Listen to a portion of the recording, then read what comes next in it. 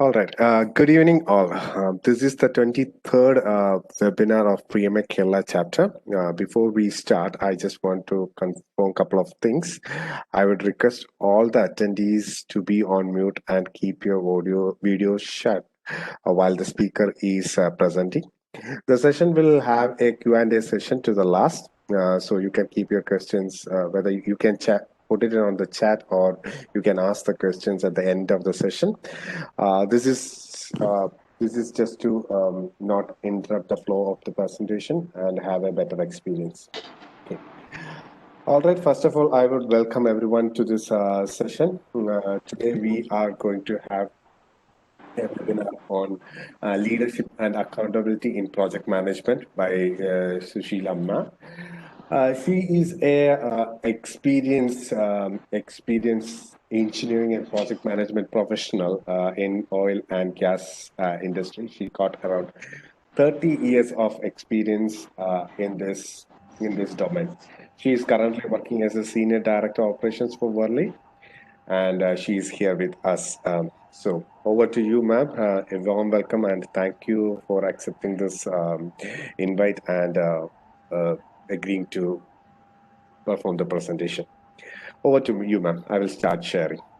Thank you, Hari Prasad. First of all, I would like to thank PMI Kerala chapter for inviting me to give this presentation. So as Hari Prasad has already mentioned, I have primarily around 30 years of experience in oil and gas sector, what we call the EPC, engineering, procurement and construction industry. So I'm not very sure what the composition of this audience is. I believe it would be a mixed composition. There may be some IT, or is it essentially from EPC? Hari Prasad, can you just give me a thing? What is kind of audience we have? Is it I believe it should be a mixed audience. Yeah, it's a mixed audience, ma'am. Okay, so I mean that should not matter. There will be, when I speak, there will be a high probability that many of the experiences I relate to are more of EPC, but the topic is leadership and accountability, which is very general and which would be valid across all sectors, be it IT, be it mining industry, be it EPC, whichever one it is. So I hope all of you would be able to relate to it. A couple of disclaimers before I start. Hari Prasad, you actually said that people should not interrupt me. I think I'm quite okay if somebody stops me in the middle while I'm speaking. And if they like to, just so that we are able to address any questions right then and there, I usually prefer interactive sessions. The session is quite late in the evening, 8 to 9. I'm actually sitting here after my dinner. I'm someone who goes to bed early. So if you want to keep me awake, I need to hear more voices, not just my own. So my request to all of you, please let's have this interactive. Stop me if you think there's something you would like to ask, and I would like to hear everyone's voice and not just my monotone. And Perfect, ma'am. Perfect, no issues. yeah, I am quite okay with that. And if there's something which is taking us off totally, we could park that for the end.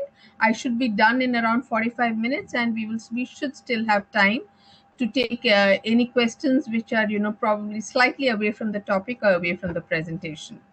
And last, Hari Prasad, a request to you. I mean, probably you would have to help me do some timekeeping just in case we get stuck. I think I have around 20 slides. So giving 2 to 2.5 minutes each, I should be done well. But if you think we are getting stuck anywhere, please do step in and probably give us a signal so that we are sure that this is going to move ahead. Sure, Is that sure. okay? Yeah, Okay, I will fine. do that. Thank you. Just one more admission before we go ahead. This is the first time I am having a session on WebEx. I've done a lot on MS Teams, on Zoom. So in case of any technical glitch, I already faced the first one. I couldn't share my screen. Thankfully, Hari Prasad is doing it for me. So I hope we will not have any further technical glitches. Okay, thank you. So Hari Prasad, probably you could take it to the next one. Yes, as we said on the agenda, what we have today is leadership in project management, and this would apply across all sectors of all sectors, all industries. And we are talking of accountability and ownership. These are all primarily leadership traits in any role what you're playing. Move on. Before I go ahead, can I ask somebody what do we mean? What is a project? I go to office every day. Would we call that a project? Come on, I'm checking how many of you are awake or how many of you are there, not just on the screen. Can someone tell me what is a project? A project has a definite start and end date, and my name is Elsa. Okay, thank you. Any other definitions? Okay, A since project this is a is temporary endeavor. absolutely that's a PMI technology, a PMI definition, a temporary endeavor which gives a unique product, service, or result. Am I right? I Yes. think that's the PMI definition of a project. Something you do on a daily basis. I go to office every day. That's no way a project. But if I'm putting up a chemical plant, or if I'm building a house, or if I'm conducting probably my child's wedding, these are all a one-time endeavor which delivers a unique service or a unique product, and this is what I would call. Can you just click on the button, Hari Prasad? Just to give it a little bit of a thing. Somebody has an inspiration, they want to do something, they want to build a house, or they want to undertake a once in a lifetime, probably a pilgrimage to Vaishno Devi. That's the first inspiration, and then there's the next. Can you click? There's a miracle which happens and you come to the final. Can you next click, Hari Prasad? Yeah, so and then you have the final service. This is I'm just trying to give it a little bit of drama, that this is finally how what I see a project as. Somebody has an idea, does a lot of things, a lot of a miracle, and then you have the end result. Can you go to the next slide? Now, what is this miracle? How does this miracle occur?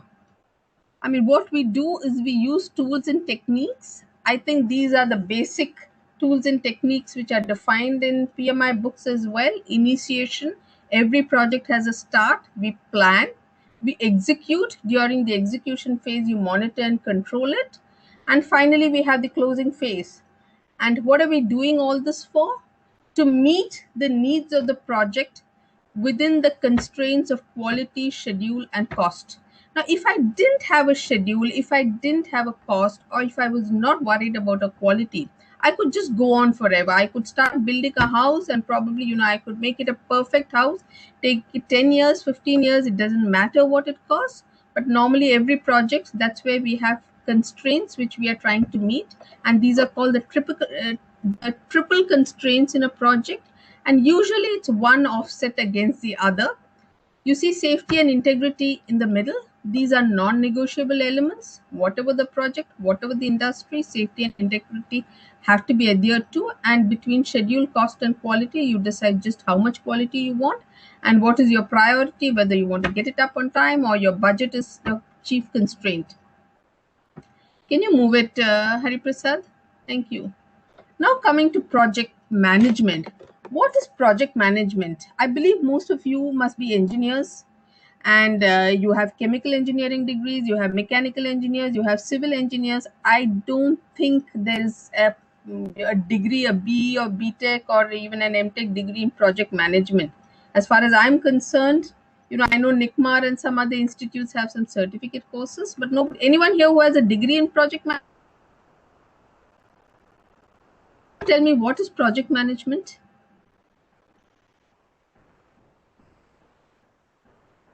We apply all the skills, techniques to meet the project's requirements. Okay, thank you. Anybody else?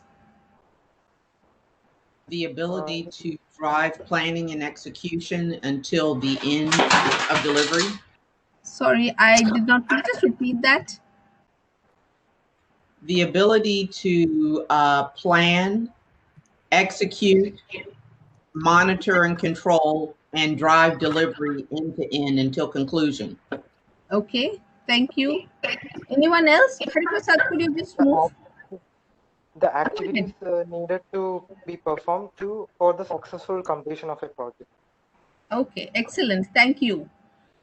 I've just got some definitions here, some technical definitions. Project management is essentially a leadership. The key word here, folks, is leadership. It's a leadership role which brings a unique focus shaped by the goals and resources of the project. No two projects are same. I could be in the same industry. It could be an IT project for two different clients. No, the problems you face, the complexities you come across vary from project to project. No two projects are same, and the ability of somebody to not only just drive the team through the what is the known scope of the project, but to be able to tackle the uncertainties, the complexities. Some different things come up in every project, and that is what makes a good project manager. And this today all industries have realized the importance of project management, and that's why you will find that most companies, it's not just the EPC or the IT companies, even manufacturing sectors actually have project management as a growth path. And everybody recognizes that this is an important strategic organizational competence, and it's a clear career path which everybody with good managerial skills endeavors to take up. Anyone has any comments on this definition of project management? If not, move ahead, Hari Prasad. Thank you. So what makes a good project manager? I've got some points out here. Big. These are all what come under the thing of soft skills, the umbrella of what we call soft skills. A big picture approach, personal competence. I will delve into each one of this separately. Stakeholder management, effective communication, ability to influence, team building skills, accountability and ownership, problem solving approach. Does anybody think anything else needs to be added? First is, does everybody here, do you feel by and large that these are some of the qualities a good project manager requires? Ma'am, you can add foresight in this. Project manager Foresight. is mandatory to have Okay, foresight. You should be able good. to assess 2 years down the line, 1 year down the line, depending Excellent. on the project Absolutely. schedule. Ability to think Ahead. ahead, Plan ahead and think ahead. stay That will ahead take of up the team. advantage. Excellent. Yes. That's right. Anything else? Okay, let's just examine each one of these points. Can you take it to the next one, please? Yeah, the first is the big picture approach. The project manager is responsible for the big picture, team responsible for the nitty gritty. Every project has a team below it, a team of experts. Each one knows his job. In the EPC industry, we have a civil engineer delivering civil drawings. I have a process engineer delivering process drawings. I have a piping engineer delivering piping drawings. Each one of them is an expert in his or her field, and it's the and they need to focus on those. And for the project manager, it is important, rather than getting down into the daily work, the daily small details, he or she is the one who needs to tie this entire team of people together so that they are able to finally meet the end goals of the project. So what you see here is PM steers the boat without telling each sailor how to row their oars. So if the project manager starts getting into the day-to-day operation of the project, starts telling the person how he should do a construction or how somebody should design an equipment, believe me, the project would probably go in a different direction. So it's important for the project manager to have always a view on the bigger picture, avoid micromanaging, set expectations of each member of the team. What is expected in terms of schedule, what is expected in terms of quality, what are the timelines, what is the cost, what is the budget. Set, make people know what is expected for them, and then lead them to do their job. Is that okay? And I think somebody, you said foresight would actually be a part of this big picture approach, where he or she, the project manager, is actually looking ahead of the team. So it's a part of the bigger picture where he's not bogged down with the day-to-day details, but trying to see far ahead what's going to happen, and he senses a problem and starts working on it much before it happens. Next slide, please. Yes, now coming to personal competence and lead by example. Everybody everybody, when we pass out of college, typically every one of us ideally should have the same knowledge. We've had the same professors, we've attended the same classes, used the same books, written the same exams. But some people are able to apply that knowledge better, and that's where the application and utilization of that knowledge is what develops the skill. And finally, the way you use it, the attitude you develop, is finally what builds your competence. So it is expected, the project management being a leadership role by virtue of its very definition, it is expected that a project manager stands head, neck, and shoulder above the rest of the team and is an excellent performer by himself. He demonstrates performance commitment. Needless to say, that a project manager has to do what he says, walk the talk, and he needs to be a high performer himself if he needs to earn the respect of his team. Set the bar of performance, it comes to the same thing. If you expect excellence from your team, you need to set the bar first, establish priorities. It's very common in projects that clients come up with different demands every day. One day the client wants one thing, next day something else, and the third it's yet something else. It's the job of a project manager to manage the client, establish priorities very clearly, buffer the team from these daily changing priorities, and allow people to do their work. Project manager needs to understand himself or herself first what the priorities are and ensure that the right message goes down to the team. Display a high level of ethics and integrity. I believe in every industry, this is something non-negotiable. Ethics and integrity are an integral part of every leader's role, and he needs to display the highest level of integrity at all times. Display a problem solving ability. Every project, believe me, whether it is building a house, whether you're trying to go somewhere, or whatever the project is, every project runs into problem. If there is no problem in a project, believe me, there's something big. And I always say that if I don't hear anything at all in a project team, then there's something, the project is headed for absolute disaster. But it's important for a project manager to go beyond the problem, become a part of the solution. Just one example which comes to me when you talk of displaying problem solving ability. 5 years ago, I was with a manufacturing firm, and I had a team. I was heading the project department. I had a team of project managers below me, handling different projects in different areas across the globe. And in 2015 December, you would remember that the rain gods opened up in Chennai, and there was a time when there was heavy rains going on, and we had a project which was coming up in the outskirts of Chennai. My project manager, I was sitting in Mumbai. We had a project manager over there. He had, of course, because of the rains, everybody had gone home. People had not visited site that day. He suddenly got a call from the security person that a pump house which was underground was getting flooded. The equipment over there was all getting immersed and likely to get damaged. This person, in the middle of the night, drove down, collected a couple of his team members from across the thing, drove down from one end of Chennai right to the site, contacted a vendor also in between, asked him to get a dewatering pump to the site.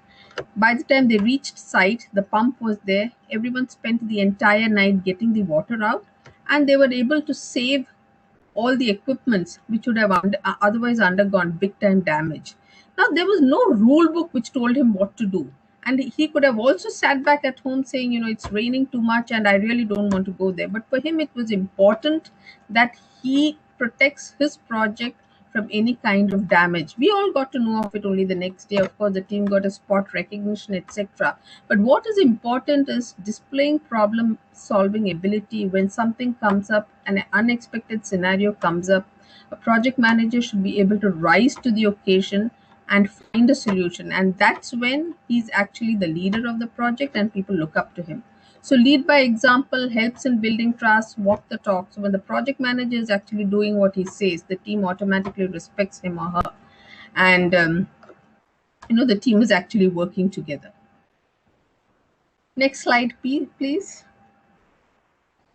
Effective communication skills. Now, communication is yet another trait. I think each one of these qualities, when I go into this, is important for every leader, everyone in a leadership role, not just in project management, but in any leadership role, this would be extremely important. Now, communication, when you say, of course, you have the formal communication in every project. You have a communication procedure, who should be sending what to whom, who's the project manager on this side, what deliverables have to go around. So that is one part of it, the formal communication. Then you have the enterprise environmental factors. That is, what are the statutory requirements, what needs to actually be put out in the paper. If you are doing a public sector job, you certain things have to come out in the paper. There has to be certain announcements in the press. So these are all the enterprise environmental factors which a project manager has to be aware of and needs to ensure that this happens at the right time.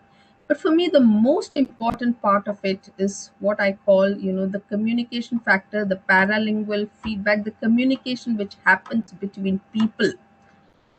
First and foremost, I see communication as a two-way exchange. Many a time people say, I have sent a mail, my job is over. But in reality, communication is actually complete when you not only send the communication, you make sure the receiver has received it, has comprehended it, and is able to use it in the way it is meant to be. And communication is not just a written communication or a verbal communication. All other, the paralingual, the body language of a team member when he or she is saying something. Probably you say, I need something tomorrow, and the person says yes, but you're looking at his face. If you're able to read between the lines, if you're able to read between the body language, many a times it's very clear there is no way you're going to get it tomorrow. Either the person genuinely has a problem where the work would not be complete, or there could be a personal problem which does not permit him or her to deliver by tomorrow. And if a project manager, if a leader is sharp, they will be able to pick up these signals and find solutions at the right time. So communication, written, oral, body language, these are all extremely important. And equally important is the listening skills. So that's why I say it needs to be a two-way communication. And many times, if communication is done right, half the problems are solved. Otherwise, you have people just throwing mails at each other. And another thing, in a team, I would always prefer less of emails, more of walking across to each other's tables, picking up the phone and talking to each other, rather than just throwing emails and thinking that today email has become the biggest, I would say, the one of the biggest damages what it's doing to teamwork, where people just throw some messages to each other and think the job is done.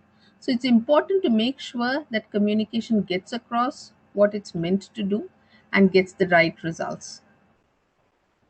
Is that okay? Move on. Thank you. Yeah. The next one is a stakeholder management skills. Can somebody tell me who are the typical stakeholders in a project?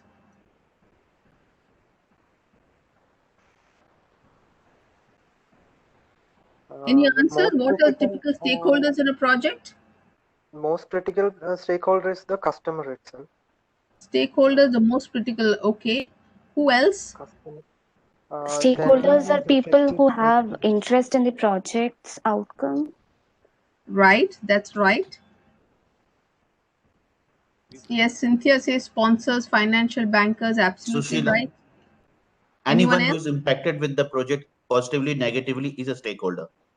Anyone. Absolutely. Absolutely. Anyone who's affected by the project or anybody who can influence a project. A stakeholder could be interested or disinterested, and a stakeholder could be he or she could be able to influence the project positively or negatively. Just to give you an example, if a tea boy, do you think a tea boy is a stakeholder in a project? Person who brings tea to the team? yes, definitely. Send him on a week. Yeah, absolutely. He's not interested personally in the project, but send him on a week's leave and don't find a replacement, and you'll see the results. So he's also a stakeholder. So what is important for a project manager is to identify the stakeholders of the project, those who are interested in the project, those who can influence the project. And the higher the interest, higher the ability to influence, these are the stakeholders which need the maximum importance. and stakeholders who may not be interested in the project but who could influence you, who could help. Just to give you an example, there's another important project going on in your organization. Most of the key resources of the organization are with that project manager. That project manager is not really interested in your project, but if you are able to work together, probably when there is a small period where something is not going on there, you could share a few resources, so he also becomes a stakeholder. So you need to identify who are the stakeholders. Many a times for a project, a construction project which is coming up, even the people, the people who are living in the area where the construction site is, they could also become very important stakeholders who could directly impact the project. I go back to, I just remember an instance where we had a project coming up in Kharagpur on the outskirts of Kolkata. So before I had got into that organization, this project, it's a small project, a shed with a few, probably 10 or 15 equipments, a small tank farm, and 4 or 5 pumps. And ideally, the entire construction should have been completed in 6 or 7 months. And when I joined the organization and when I went down to that site, what I found is the site had already been active for 8 or 9 months. Hardly any construction work had happened, and what I was told is, here it's very difficult. The local people don't allow the labor to come to site. Most of the time they are on strike. People don't turn up, and that is the reason. So how are you managing the goals of the project? We have kept an extended schedule. A project which needs 6 months had been given a 2-year schedule to be completed, just so that they could work around all this. So I heard it, came back to Mumbai. We identified another construction manager who speaks the local language out there, and we put him there. This person went there. Within a week of joining in, he started some CSR activities involving the local people. He started some classes for the families of the labor. He started some health camps for the people around.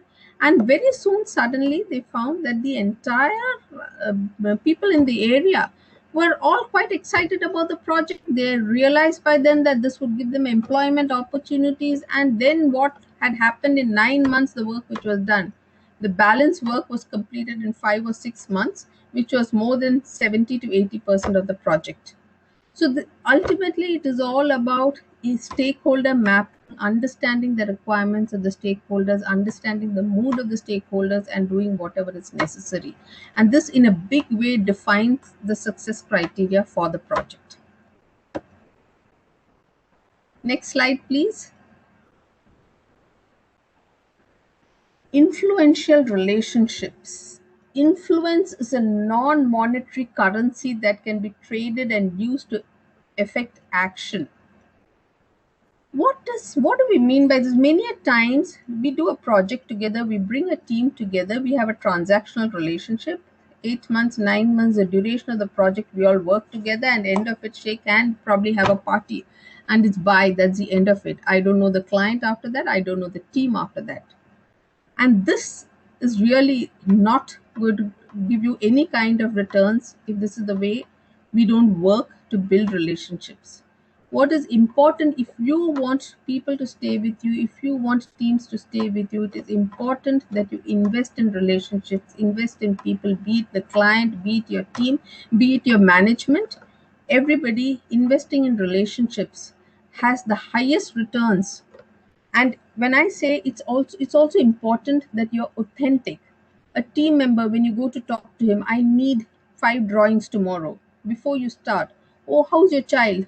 I remember that you had a baby 2 months ago. If you were to ask him, oh, the person would be elated. He realizes that you remember these little things. And believe me, the kind of response you get from this is fantastic.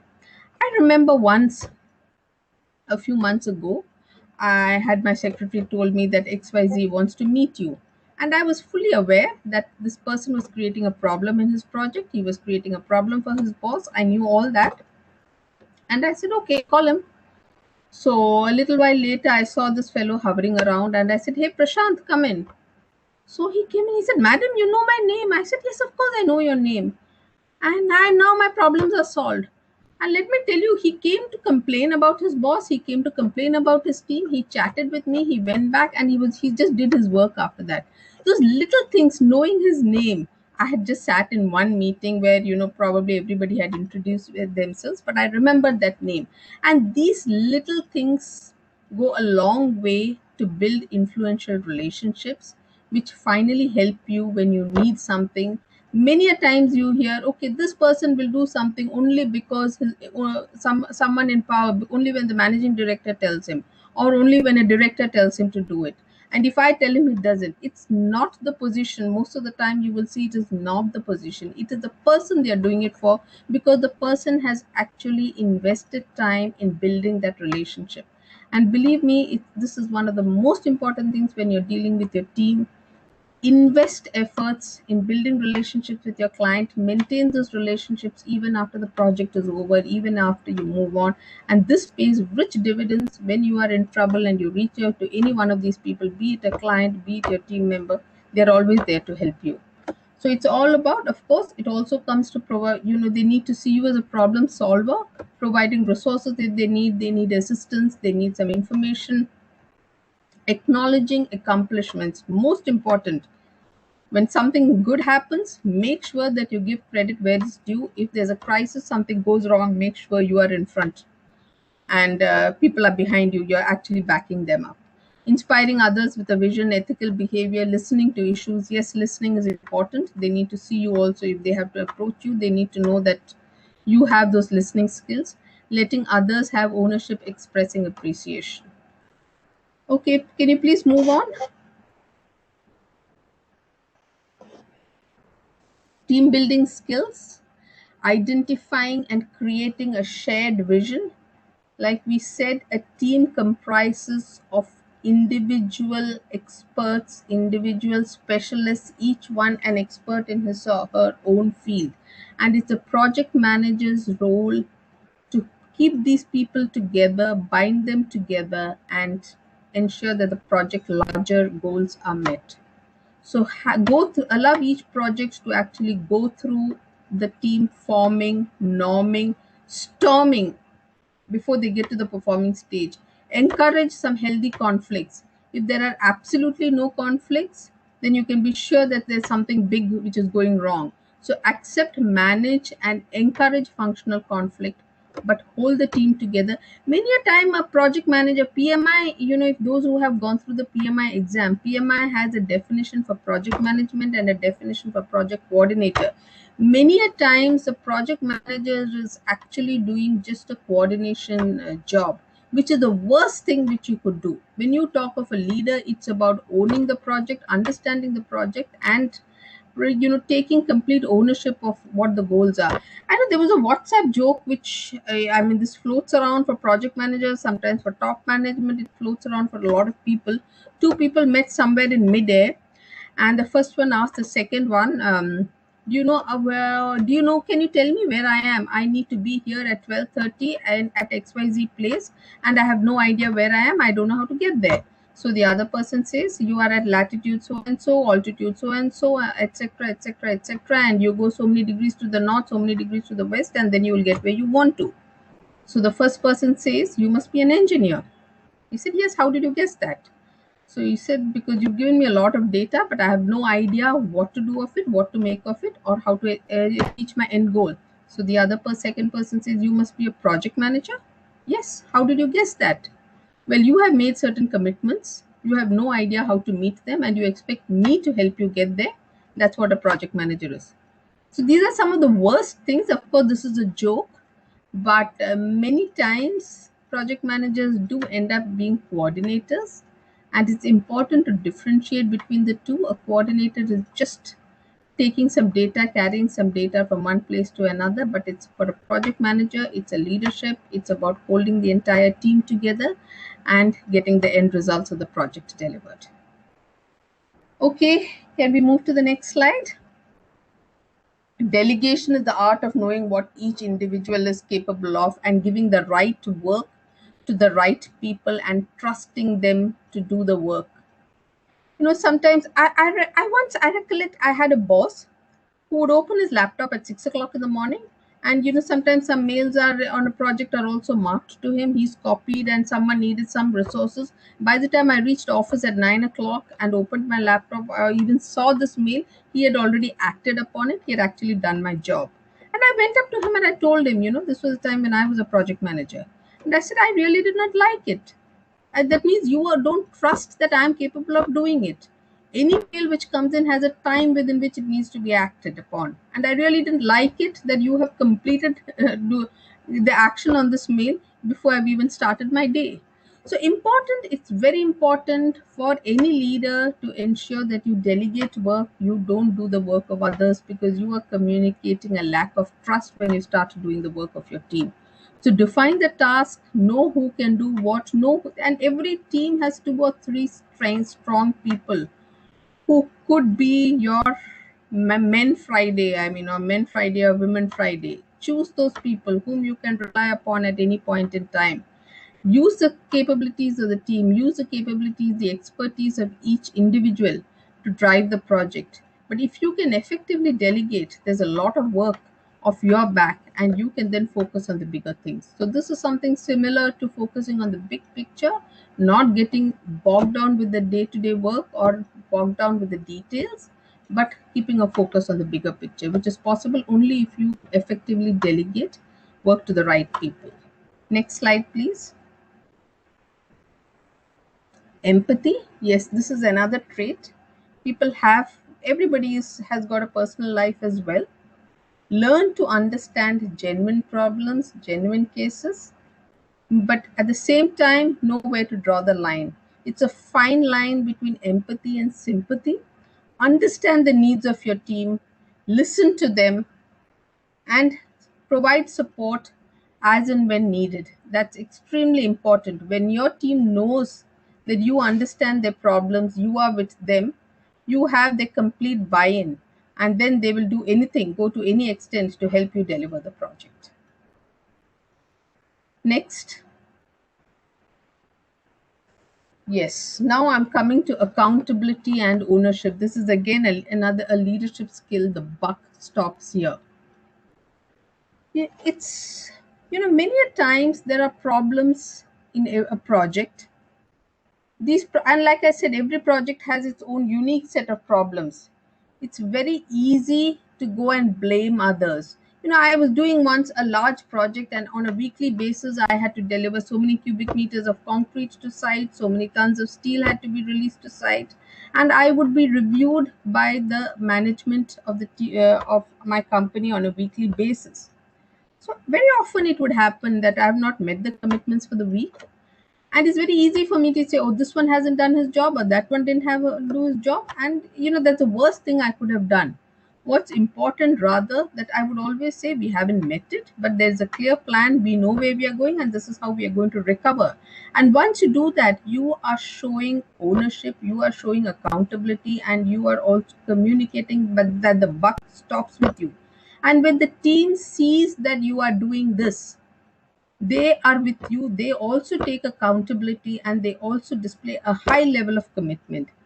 I recollect once when I was a project manager, I had a scheduler working with me who had limited ability to think, but he would compensate that with very hard work. And anything I told him, I would give him a direction, how the work needs to be done, and he would do a perfect job. I never had to check it, I never checked it. Only on one occasion it so happened he misunderstood what I had told him, and there were some mistakes which he made, because of which the project ran into problem. And when I was getting reviewed by the management, I explained that there's a problem out here, there's a mistake I've made, and there's going to be, but this is how we are going to bring it back. So I was fired. I was fired very badly in that meeting by the management, because the mistake did have considerable repercussions in terms of the payments which were coming into our organization, etc., etc. And I listened to it, took it, and I said, I'm going to undo the damage problem. Right. The next day, the scheduler's boss calls me up. The head of planning calls me up and says, Sushila, this guy came to me crying yesterday. I said, what happened? I said, we had a problem in the project, but I never told him anything. He said, that's a problem. He's so upset that you took everything on yourself and you never blamed anybody in the team. The guy stayed up, believe me, the fellow stayed up 2 days in office, day and night, literally working through the night. And what I'd committed that I will undo and have the new schedule ready within a week, I had it ready within 2 days. So it's all about when you are standing between your team and the rest of the world, the team stands up to you, and it builds a huge trust which reaps very rich dividends. So it's important you understand that rather than passing the buck, rather than blaming others for things which go wrong, a leader has to stand up and take the blame if it doesn't work. Responsibility may be bestowed, accountability. So finally, it's about taking accountability for what you do and displaying a very high level of commitment. Next slide, please. Begin with the end in mind. Yes, this is again coming back to the big picture. Right in the beginning, focus on the big picture, focus on where you are headed, allow those small things to go wrong, choose your battles wisely so that what you're looking at is winning the final match. You're ready to give away a few games. And turnover control, define authority levels, make people know their job, make each individual accountable for his or her actions. And this comes automatically once you are displaying a level of commitment, once you are sending out a message that you mean business. When you ask for something, you expect it. And when you offer something or when you promise something, you will deliver it. Once you send out that message, the team responds automatically. Next slide, please. Car authoritas grab authority derived from a combination of prestige, initiative, and influence. Project manager's role is a leadership role. You have been given certain authority. Use that authority, but don't misuse it. I typically prefer to put my team on a long leash, but the end is always in my hand. I set the expectations clear, draw certain boundaries beyond which people cannot cross, which means there is so much freedom you have, there is so much of liberty you could take, or flexibility what you have in the way you deliver. But this is it. Beyond this, it cannot go wrong. You cannot delay. You cannot have quality issues. You cannot have the cost going beyond this. So be very clear. Use your authority wisely. Don't misuse it. Don't ever walk into a meeting. I'm the boss out here. You do this. You just give out a whole string of actions or orders to people. Nobody will listen to you. So move with the team, but use your authority wisely. Command respect. Don't demand, and be with your team, support them, give them solutions when they need it, and align the different groups together, hold the team together. And this pays out in a big way when we look at the end goals of the project. Accountability is finally contagious. This is what I said. When you show that you are accountable, people down the line also become accountable for what they're delivering. Next slide, please. This builds trust. You are willing to make commitments and be responsible for your own actions. I think this is again self-explanatory. Once you are making commitments and sticking to it, people see no reason why they shouldn't do it. Promotes trust between you and the people around you.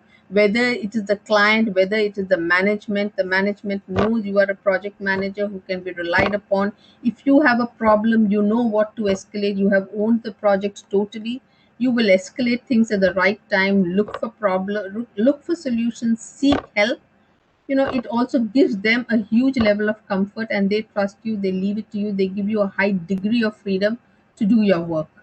By building a culture of accountability on the onset, you ensure effective behavior, put right people on the right jobs, and send the message that you're serious about excellent work. And this message goes right around even to the client. Hold the client also accountable for giving you the support what he has committed to you during the course of the project.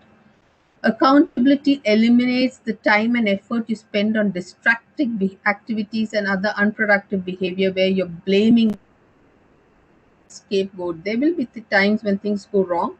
Rather than finding a scapegoat, look for what went wrong and find a solution rather than who went wrong and trying to pin the person down. Accountability automatically promotes ownership. When you feel accountable for what you're doing, just take an example. It's your child's wedding you're trying to conduct. In your case, I think most of you must be in a younger age, so it would be your sibling's wedding, and you can't say the caterer didn't land up, so I couldn't serve lunch to the guests. You could never say that. So you have all your plan A, B, C, everything ready. You would be calling up the caterer in the morning, in the afternoon. You would be going there, tasting the food. This is why. Why do you do this? You are doing it because you own the project. You cannot afford for anything to go wrong. So the same thing applies to the projects you do in office. Own it like it's your money on the table, and believe me, the way you execute it would be very different. Though positive feedback and corrective action, okay, I think you moved to the next one. Corrective action, they learn that their behavior and actions have an impact on them. I think this is, we've already covered this. Go to the next one. Accountability does not mean controlling behavior. Like what I said, it's not about walking into a room and saying, I am the boss out here and I hold all of you accountable for giving me so many things. So at this time, delivering these deliverables. No, it's not about controlling. It's about working along with people, working along with teams, working along with clients, working along with your management, your peers in the organization, to ensure that the end goals of the project are arrived at. With accountability comes a desire to solve problems, be a part of the solution rather than be part of the problem. So, I think just to sum up, project management is finally all what you have seen over here are primarily basic leadership traits which would be applicable not just for a project manager but for anyone in any kind of leadership role. So that's where it comes out. Project managers are actually CEOs of the project. They are responsible, accountable for that portion of the company's business. It is how you own that part, it is how you execute that part, which defines an organizational success.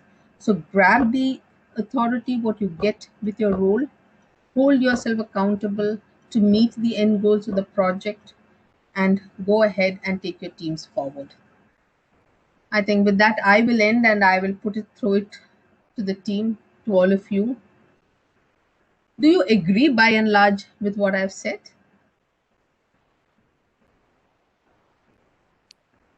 Uh, Thank you, ma'am. I think that was great. Yeah, please go ahead.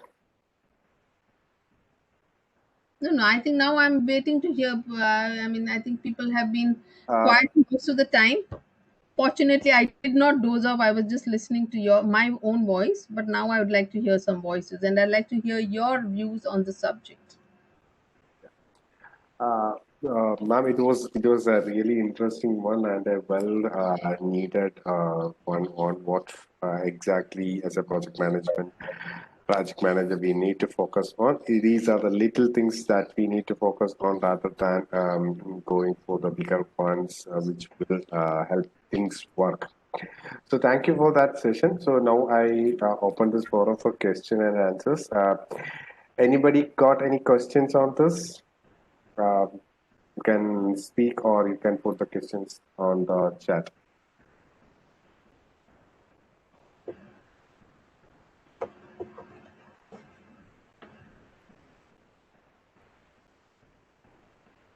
Okay, I think there are some very positive feedbacks on the chat rather than questions, so which itself shows how relevant this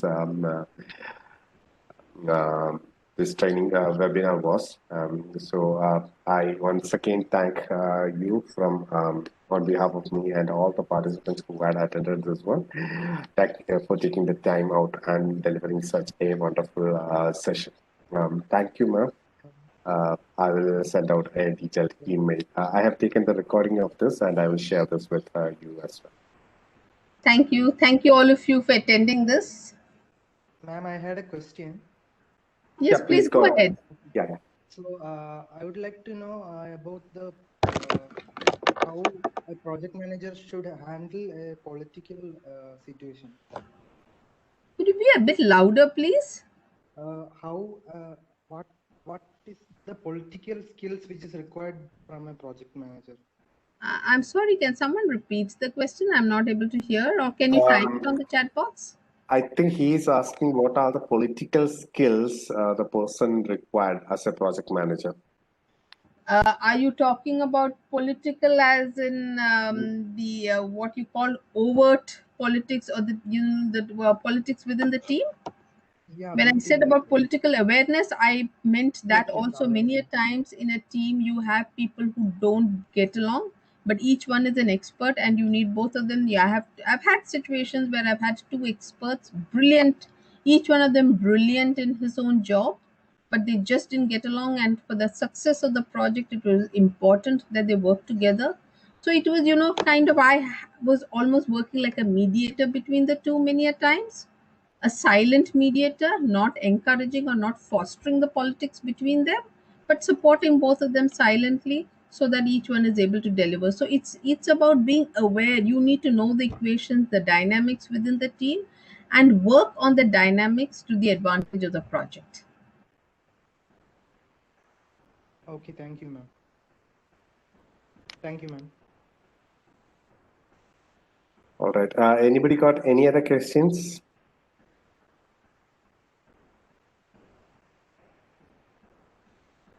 All right, I will take it as a no. So thank you everyone. I have shared the PDU code in the chat as well. You can claim on our PDU from using this. So thanks everyone. Thanks for attending this session. Thank you, ma'am, once again for this wonderful session, and we will meet again. Thank you everybody.